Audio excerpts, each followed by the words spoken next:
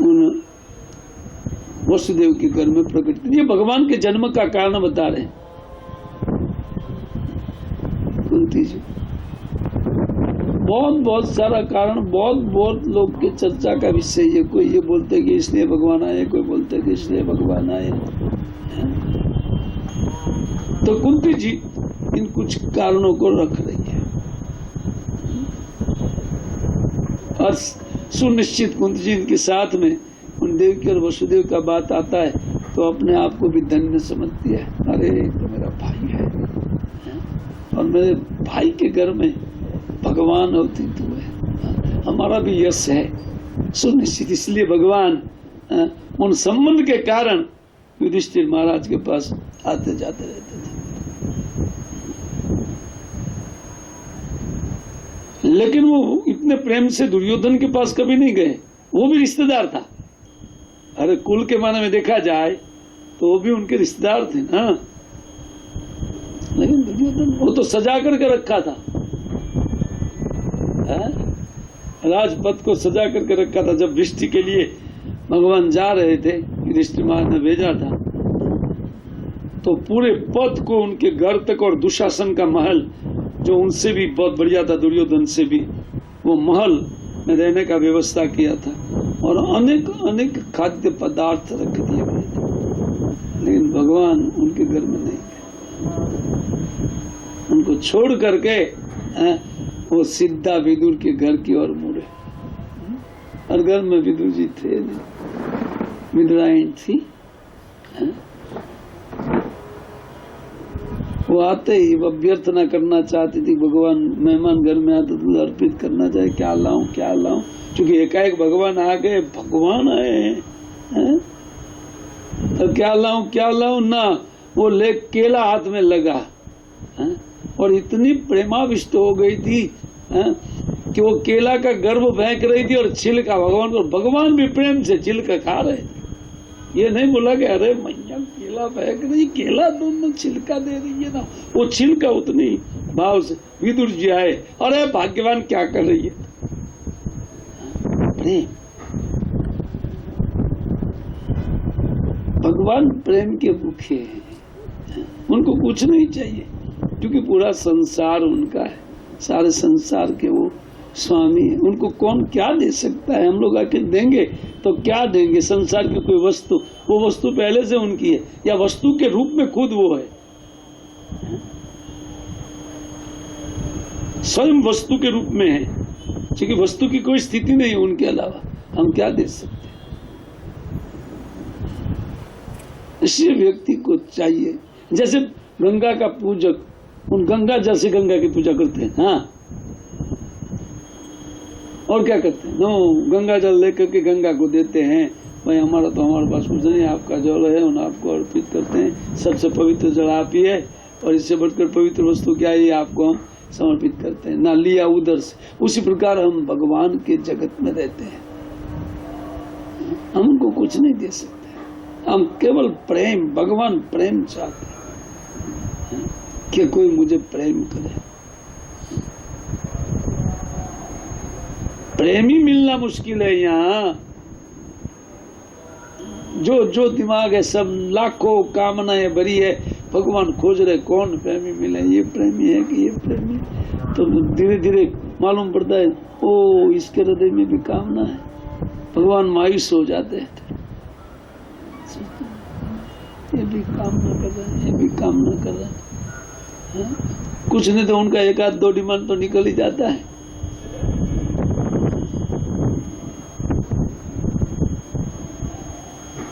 लेकिन युधिष्ठिर महाराज, कुंती जी वगैरह भगवान से कुछ नहीं चाहिए था, तो कुछ नहीं।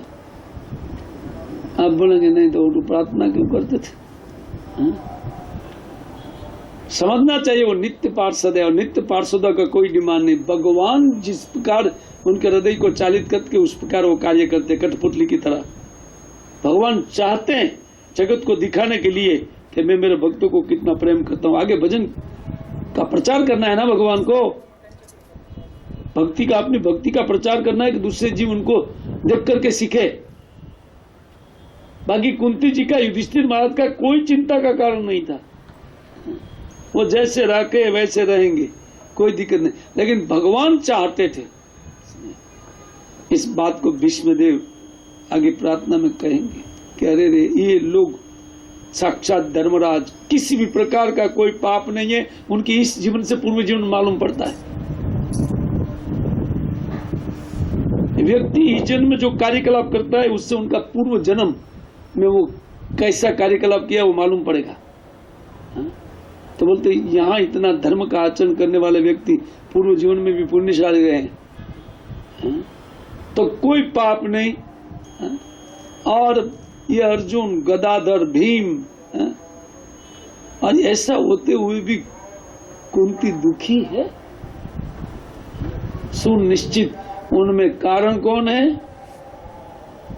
उनका इंगित जा रहा था कृष्ण की ओर, यही कारण है। हाँ, वो तो भगवान के नित्य पास सकते, वो कभी भगवान के पास कुछ नहीं मांगेंगे, लेकिन भगवान के पास मांग रहे हैं कि सहाय कीजिए, ये कीजिए, ताकि जगत देखे। भगवान जब अवतार लेते तो पर्पस ज्यादा, कुंती जी आगे के श्लोक में न, इससे और एक श्लोक है उसमें बता रही है जन्म का जो प्रमुख कारण है, उनको कुंती जी अपनी ओर से, चक्रवर्ती ठाकुर कहते हैं वो अपनी ओर से बता रहे, दूसरे आचार्य नहीं लिखे। इसलिए विश्वनाथ चक्रवर्ती ठाकुर को पाठ करते आचार्य, वो जानते, हृदय जानते भक्त का ये जो बोल रहे हैं उसमें क्या रहस्य है।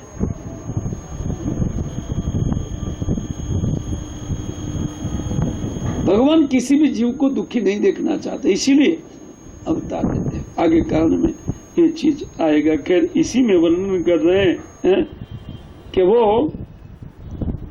दो काम करते हैं ना, जगत का रक्षण करते हैं, क्षेमायच और वधायच सुरदिशा। उन देवताओं के जो दुश्मन है उनका वध करते हैं, क्योंकि ये लोग जो आतंकवादी लोग हैं वो दूसरों को सुखी देख नहीं सकते हैं, खुद सुखी नहीं है, इससे दूसरों को भी दुखी करना चाहते हैं, ये भी दुख में पड़े। क्योंकि इसी प्रकार का कार्यकलाप में वो लोग को सुख मिलता है। उनका स्वभाव इतना बिगड़ा हुआ स्वभाव है, तो इन लोग का वध करके जगत की रक्षा करते हैं, क्षेमायच। लेकिन हमारे भाई का कुल आपने पसंद किया है, मैं धन्य हो गई हूँ। एक बद्ध जीव की तरह कुंती जी सोच रही है कि मैं धन्य हो गई कि मैं, वस्तु जी मेरा भाई है, स्वीकार कहते हैं। अगले श्लोक में कहते हैं 34 से, भारावतारण अवतारणान्य भुवो नावजिवो दधौ शिरंत्यावरिभारेण जातोयात्म भुवार्थितम अर्थितः। कहते हैं कि भगवान, कोई लोग, दूसरे लोग ये भी कहते हैं क्या, न इन पृथ्वी का भार जब बढ़ गया था, बड़े बड़े असुर लोग उन राजा का भेष में बड़े बड़े सैन्य जमा करके पृथ्वी को रौंदा करते थे आज से 5000 वर्ष पूर्व। तो इसके भार से पृथ्वी बोझिल हो गई और समुद्र में जैसे नौका डोलने लगती है, उसी प्रकार पाप बढ़ने से पृथ्वी भयंकर कंपित होती थी। जैसे भूकंप आता है ना, पाप के कारण आता है, पृथ्वी वार्निंग देती है, सावधान, गए नहीं तो दा दा दा दा दा दा दा दा दा दा। जब पाप बढ़ता है तो इसी प्रकार पृथ्वी को सहन नहीं होता है, तो हिलना चालू करते हैं। इसी बात को कह रहे हैं कि 12 अवतारणाएं अन्य भुवो नाव इवो दधो। कहते हैं जैसे समुद्र में नौका, उन बोझिल नौका अभी डूबी ऐसी हो रही थी पृथ्वी, और पृथ्वी गाय का रूप लेकर के ब्रह्मा जी के पास गई। 10वें स्कंद में ये कथा है, बहुत सुंदर कथा वहां पर लिखी गई है कि वो अश्रुमुखी होकर के श्री ब्रह्मा जी के पास गाय का रूप लेकर के गई, और वहां अपना दुख को गा रही थी कि मैं कितना दुखी हो गई हूँ, ये लोग इतना पाप कर रहे हैं, और ये सारे दैत्य भर गए और असुर एक दूसरे के साथ लड़ाई कर रहे हैं और उनका कोई धंधा नहीं है दूसरा। हाँ? और शिव ब्रह्मा जी शिव जी को साथ लेकर, देवताओं को साथ लेकर के क्षीर सागर पर गए और शिव ब्रह्मा ने पुरुष सूक्त से प्रार्थना किया भगवान का, और उनकी प्रार्थना से खुश होकर के भगवान उनके हृदय में प्रकटित हुए और ब्रह्मा ने मैसेज दिया सबको कि भगवान पहले से उन पृथ्वी के दुख को जानते हैं और अभी उन यादव कुल में वसुदेव और देवकी के यहाँ वो प्रकटित होंगे। तो वो अपने उन शक्तियों के साथ अपनी लीला का विस्तार करने के लिए प्रकटित होते, इसलिए सारे देवताओं को चाहिए कि वो अपनी स्त्रियों के साथ यदुकुल में जन्म ले। उन भगवान के परिकरों की सेवा के लिए, भगवान की सेवा के लिए श्री ब्रह्मा जी ने मैसेज पास किया। ये कथा है 10वें स्कंद में। इसी बात को यहाँ पर कह रहे हैं कि सिद्धंत्या भूरी बारण जातो ही आत्मभुआ अर्थित, कहते हैं कि इस प्रकार उन पृथ्वी का भार उतारने के लिए जात प्रकटित हुए, जन्म लिया आपने। जातो ही आत्म भुवा अर्थितम, आत्मभू कहते ब्रह्मा जी को।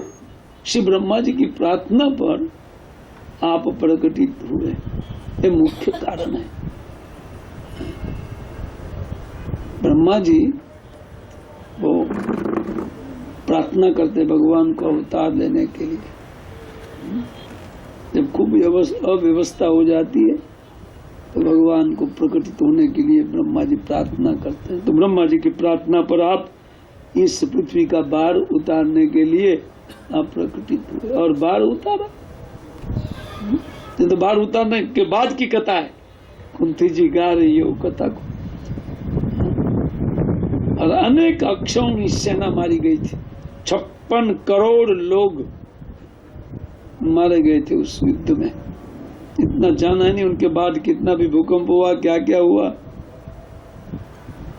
भगवान जिस युद्ध में थे उसमें इतने लोग मारे गए, लगभग प्राय पुरुष ही हो गई थी। जितने भी पुरुष थे बच्चे बच्चे रह गए थे। सब दो पक्ष में विभाजित थे और दोनों पक्ष के खूब लोग मारे गए थे, खास करके पापी तापी लोग सब वो मारे गए थे। और कौरव कुल पूरा विनाश, उनके द्वारा बुलाए गए राजा लोग भी मारे गए थे। तो पृथ्वी का भार भगवान उतारने के लिए भगवान का अवतार होता है। ये सारा कारण होता है, एक कारण नहीं। इसमें जो गिना रहे हैं कुंती जी, वो सारा कारण एक साथ में सिद्ध होता है। भक्तों के कुल का यश बढ़ता है। उनके साथ में जो कुंती जी कहती है कि उन असुरों का वध करते हैं, या फिर उन पृथ्वी को असुर रहित करके उनका भार उतारते हैं, वो सब एक साथ में ये सब होता है। तो भगवान बहुत सारे पर्पस सिद्ध करते हैं आकर के। और ये श्लोक भविष्यमिन कृष्यमाणा नाम विद्या काम कर्म भी श्रवण करिष्यन इति केचन, ये अपनी ओर से बोल रही है। बहुत सुंदर श्लोक है। कुंती जी अपनी ओर से बोल रहे। विश्वनाथ चक्रवर्ती ठाकुर कहते हैं ये कुंती अपनी ओर से बोल रही है, किसी का मत नहीं है। बाकी मेरे मत से तो बहुत लोग ये बोलते, लेकिन मेरे मत से ना भविष्यमिन क्लिश्यमाणा नाम अविद्या काम कर्म। अज्ञान के कारण जीव कामना करता है और कामना की पूर्ति के लिए जीव कर्म करता है, और वो कर्म उनके बंधन का कारण होकर के उनको पाप के रूप में या पुण्य के रूप में बांधता है। और इसी प्रकार वो जन्म मृत्यु में डूबते उतारते रहते हैं। उन जीवों का उद्धार करने के लिए सुंदर वपु आप प्रकटित करते हैं, और वो वपु जब क्रियाकलाप करता है उन क्रियाओं को वेदव्यास महाराज लिपिबद्ध करते हैं, और वो जब लिखित वार्ता जीव उनका पठन पाठन करते हैं, अपने सारे कर्म उसी समय धो डालते हैं। उसी समय हम सब अपने पाप कर्म धो रहे हैं, कहीं धुलाई नहीं होती है ऐसी। कुंती जी बहुत सुंदर मत अपनी ओर से दे रही है। भविष्यमिन क्लिश्यमाणा नाम, हम जो ये क्लेश को प्राप्त कर रहे हैं, अस्मिन भवे, इस जन्म में जो हम क्लेश प्राप्त कर रहे हैं, तो कहते हैं वो उसका कारण केवल अविद्या है। अविद्या माने अज्ञान। हम हमारे अज्ञान के कारण हमको दुख मिल रहा है। पढ़ लिख करके आप कितना भी ज्ञान प्राप्त करो, उससे दुख निवृत्ति नहीं होगी। उसको तो पूर्व में पढ़े लिखे लोग को देख करके पता चलेगा, लेकिन बुद्धू संसार देखते कहाँ है दूसरों को। और बोल जाएंगे हम भी करेंगे ऐसा, हम भी करेंगे। आगे कोई सुखी हुआ कि नहीं उसको देख लेना चाहिए कि दौड़े जाते बस। प्रभुपा जी कभी कभी बताते कि ये दौड़ है संसार, सब एक के बाद दूसरा दौड़ रहा है, पर्पस मालूम नहीं है। एक दिन एक पागल व्यक्ति वो खड़ा था रास्ते में। एक व्यक्ति मुझे रास्ते में क्यों खड़ा है, वो बोलता ठीक है। वो दौड़ना चालू किया। तो उनको बताने के लिए कि भाई मैं दौड़ना नहीं कह रहा हूँ, वो उनके पीछे भागा। तो दूसरे दो चार खड़े थे, वो भी उनके पीछे भागे। वो सब लोग भागना चालू किया। वो पीछे वाले को पूछा क्यों दौड़ रहे सब लोग। एकदम पीछे वाले जो दौड़ रहे थे उनको पूछा क्यों दौड़ रहे, तो वो बोल रहे आगे वाले को मालूम है। वो आगे वाला बोल तो पूछा कि क्यों दौड़ रहे, बोले आगे वाला दौड़ रहा है इसलिए मैं दौड़ रहा हूँ। वो करते वो पहले आदमी के पास गया, पूछा भाई आखिर दौड़ क्यों रहे, तो बोलते मैं खड़ा हूं। जो वो पागल था, बस ऐसे ही भाग रहे। सब लोग भाग रहे हैं, ये ले लेंगे वो ले लेंगे, क्या ले लेंगे, कुछ तो मिलेगा नहीं। हम पागलों वाला काम नहीं करना चाहिए, बुद्धिमान बनना चाहिए व्यक्ति को। आगे देखना चाहिए कि आगे वाला पागल है और वो अपना जीवन गवा दिया, लेकिन मेरे हाथ में कुछ अजीब बाकी है। जितना बाकी है उनको लगाऊं मैं। हरे कृष्णा कृष्णा कृष्णा हरे हरे, हरे राम हरे। क्या दौड़ेंगे ना पागल की तरह? ये सब पागल है, ये पूरा संसार पागल है। उनके पीछे पागल नहीं बनना चाहिए बुद्धिमान व्यक्ति को। सोचना चाहिए मेरे हाथ में जो रह गया है और जो बचा है उनको मैं इसी में लगाऊंगा। निर्णय करना चाहिए ना। ठीक है, सारा आप बोलेंगे अरे यार ये सारा देने के लिए बोल रहा, ठीक है कुछ दो, कम से कम 16 माला का टाइम दो, 2 घंटा दो, लेकिन दो। और वो दूसरे के लिए नहीं देना है। यहां कुंती जी गा रही है, डंके की चोट पर गा रही है, और उन्हें उद्धार देखा है। भगवान के गुणानुवाद गा करके वो खुद उनका उद्धार किया है। वो नित्य परिकर है भगवान के, वो जानते हैं कि कैसे जो सुखी हो सकते हैं। हमारे जैसी महिला नहीं है, परम विदुषी महिला है कुंती जी। भवेस्मिन क्लिश्यमाणा नाम, अविद्या काम कर्म भी, अज्ञान के कारण जीव कामना करता है। ये कामना ही जीव को दुख देने वाला है। यस, ये बहुत सुंदर श्लोक है, उनकी व्याख्या थोड़ी होनी चाहिए। कामना के कारण कैसे दुख मिलेगा? हाँ, व्यक्ति जब कामना करता है तो वो कर्म करने के लिए बाध्य होता है। यही तो प्रकृति का आइडिया है। पहले व्यक्ति के हृदय में कामना उत्पन्न करेंगे, अरे यह खाओ, यह पियो, दुनिया खा रही है, पी रही है, जी रही है, बाहर भी दिखाती है, पदार्थ भी सामने दिखाती है, और अंदर से मोह उत्पन्न करती है। माइंड तो उनके हाथ में, कंट्रोल में। हमारा कोई कंट्रोल नहीं कि किसी का माइंड किसी के कंट्रोल में है। एकाध है नहीं है, अब भी उतारेगा नीचे मन। अच्छा खासा बैठे हैं, पाप धो रहे हैं, और विचार आ गया कुछ, जाओ नीचे। 80 साल का शरीर खाट से मुड़ेगा।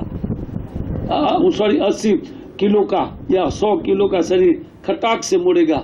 उन नाव की तरह भगवान उदाहरण देख करके भगवद गीता में बता रहे कि इसमें से कोई एक इंद्रिय में व्यक्ति का मन चला गया तो उन नाव की तरह जैसे वायु उन नाव को घुमाती है, उसी प्रकार व्यक्ति का शरीर घूम जाता है।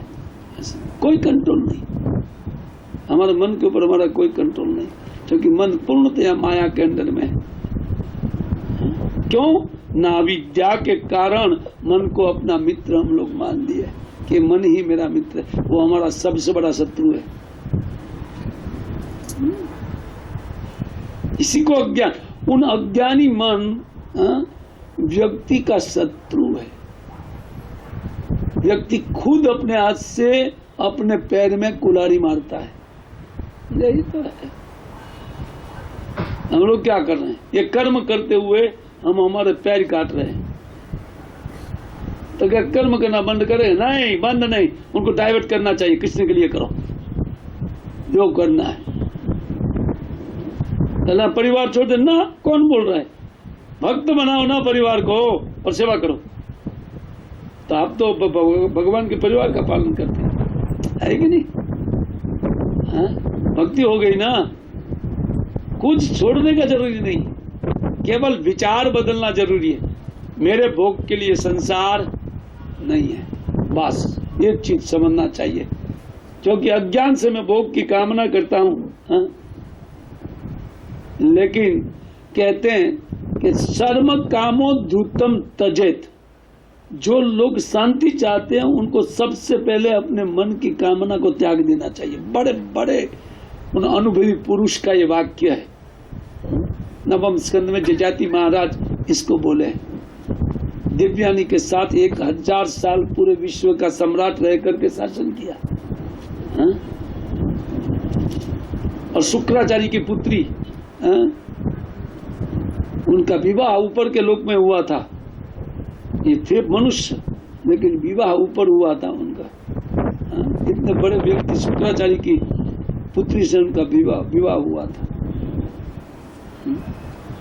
दिव्यानी से विवाह किया था, और दिव्यानी कुछ कंडीशन से विवाह किया था उनके साथ, क्योंकि शर्मिष्ठा उनकी शत्रु थी। वो दोनों मित्र थे पहले, लेकिन अब स्त्रियां का क्या है, थोड़ी देर में दोस्ती, थोड़ी देर में बोलते भी नहीं है एक दूसरे के साथ।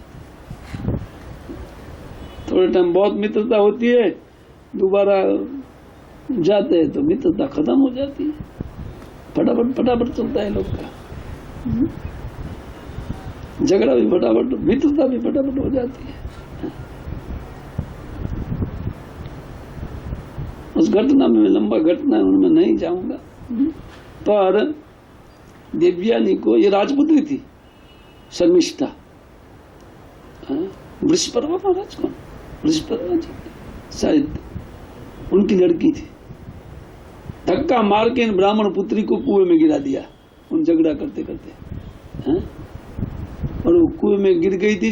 और जजाति महाराज संजोग से आए और एक नग्न युवती को देखा तो उन्होंने अपना उत्तरी फेंका पहले, और फिर हाथ दे करके बाहर निकाला दिव्यानी को कुएं से।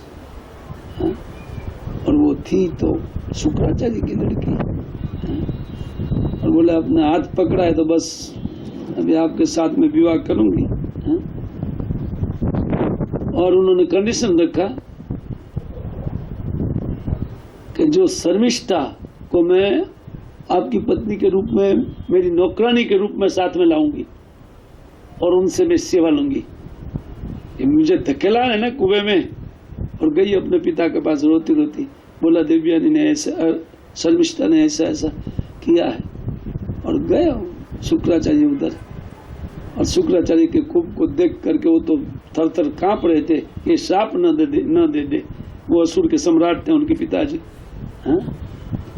तो श्राप न दे दे, श्राप न दे दे। तो बोलते क्षमा कीजिए, अपराध कुछ हुआ। बोले तेरी लड़की ने हमारी लड़की को कुएं में ढकेल दिया था। बोलते क्या चाहिए? बोले दिव्यानी बोले हमारा विवाह होगा तो मेरे साथ दासी के रूप में आएगी वो।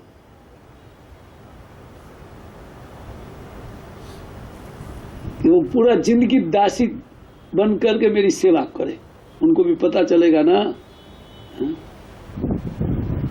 वो जिद होती है स्त्रियों की। अब एक दिन पूंछ के लिए झगड़ा हो गया था, बताइए, और शर्त लग गई। और बोलते वो जो घोड़ा उत्पन्न हुआ था अमृत के मंथन के समय, तो वो घोड़े का पूंछ कैसा है उसमें शर्त लग गई। बताइए, स्त्रियों में एक मामूली बात में सब अटक जाता है। उसमें वो उनकी वो हो गई, दासी बन गई। गरुड़ की माँ, देखिए कितने बड़े व्यक्ति की माँ, और कोई कारण नहीं, खामा वो घोड़े की पूछ जैसी हो, तुमको क्या मतलब है पूछ। बोले नहीं वो व्हाइट है, एक बोलती नहीं काला है। शर्त लग गई कि बोले मैं दासी बन जाऊंगी अगर ऐसा है। गरुड़ की माँ बोली अगर मैं दासी बन जाऊंगी अगर नहीं है तो वो पूछ तो व्हाइट था वो घोड़े का, लेकिन उनको मालूम था कि व्हाइट तो था, शर्त लग गई है। लेकिन उन्होंने सर्प को बोला कि जब हम लोग दूर से दिखाएंगे ना उन पूंछ को तो सारे सर्प वहां लग जाएंगे, पूंछ को काला बताना है। वो कद्रू का आइडिया था। तो विनता, गरुड़ की माँ विनता है। दोनों एक ही पुरुष की पत्नी है कश्यप जी की, लेकिन फाइटिंग है भीतर। देखिए स्त्रिया। खैर मैं कह रहा था जजाति महाराज का कथा, उसमें नहीं जाएंगे। तो जजाति महाराज उनके साथ विवाह किया, शर्मिष्ठा उनके साथ आई और उनके साथ शर्मिष्ठा का भी विवाह, दासी का विवाह अपने आप हो जाता है। जो साथ में दासी आती है ना तो वैसे ही वो रानी गिनी जाती है। और उन्होंने उनके साथ संग कर लिया, उनका पुत्र उत्पन्न हुआ, वो डिट्टो महाराज के जैसा। पता चल गया, वो गई अपने मैके और ब्राह्मण को बोला अपने पिता को, बोले ऐसा ऐसा बात था, उन्होंने कंडीशन। बोलते वो मूर्ख हमारी बेटी के साथ विवाह करके दूसरे के साथ संग किया, वो उन्होंने तुरंत बूढ़ा होने का शाप दे दिया, खत्म। वो तो लटक गया तुरंत। अभी 500 साल का था तो लटक गया, 1000 साल का आयुष्य था, वो लटक गया, वो बुढ़ा हो गया। बाल सफेद हो गए सब अचानक खट से। और बाद में ब्राह्मण का भी दिमाग खुला, अरे मैं तो मेरी बेटी को बूढ़ा कर दिया ना इसके साथ। तो बब बोले ठीक है, जुआनी अगर किसी का बदली करने के लिए कोई तैयार करो मैं बदली कर दूंगा। देखो ऐसे ऐसे लोग हैं, आज भी शुक्राचार्य जी थे, बोले ट्रांसफर कर दूंगा युवानी को, कोई दिक्कत का बात नहीं है, लेकिन कोई लाओ। वो अपने पुत्र के पास से युवानी मांग करके लाया, छोटे पुत्र से। और उनके बाद में देवयानी के साथ भोग चालू किया उन्होंने, और उनके बाद वो लिख रहे कि ये कामना ऐसी वस्तु है कि वो कभी खत्म होने वाली नहीं। इसलिए कहते हैं सर्व कामो द्रुतम त्यजेत, कि जो सुखी रहना चाहते हैं तो उनको इन कामनाओं का त्याग करना चाहिए। कोई भी कामना संसार में जीव को सुखी नहीं रहने देती है।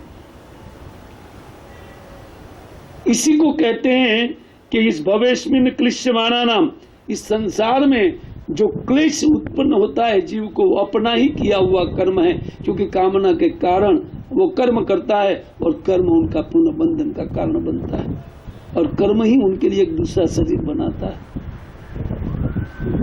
बहुत सुंदर सिद्धांत बोलते हैं। इसलिए होगा क्या ना बोलते हैं तो होता क्या है कि जब आप प्रकटित होते हैं तो ऐसा कर्मी लोगों के बीच में तो क्या कर बोला, श्रवण स्मरण अर्हणानि, आपका वपु उन दिव्य शरीर के द्वारा जब आप कोई कर्म करते हैं, वो सामान्य कर्म नहीं है मनुष्य की तरह, वो दिव्य कर्म होते हैं।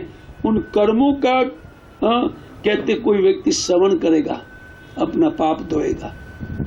हम लोग ये कार्य कर रहे हैं, दैली पुण्य का कार्य ये कर रहे हैं कि हमारे पाप को हम धोते जाते हैं।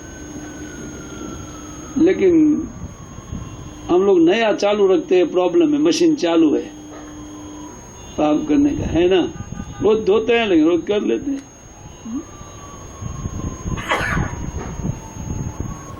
तो ये पाप कहते हैं, उसी का कहते हैं क्या आप उन वपु से जो कर्म करते हैं, उन दिव्य शरीर से श्रवण स्मरण अर्हानि, उनका पूजन, उनका स्मरण, उन लीलाओं का या भगवान का पूजन, उन कथाओं का श्रवण और